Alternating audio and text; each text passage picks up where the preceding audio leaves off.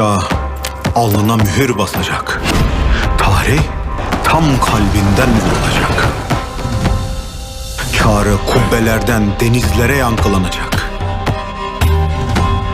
Çocuklar babalarının önüne düşecek. Yarın bugünü arkasından sürükleyecek. Ruhu müstemleke kafaları inat, diriliş işte tam bu inkarın bağrından yükselecek. Göreceksiniz, Fatih dirilecek. İhtiyar sandukasını aldırmadan. Bu millet ölmeyecekse Fatih dirilecektir. Evet, bu millet ölmeyecek. Bağrından çıkan fatihler dirilecektir.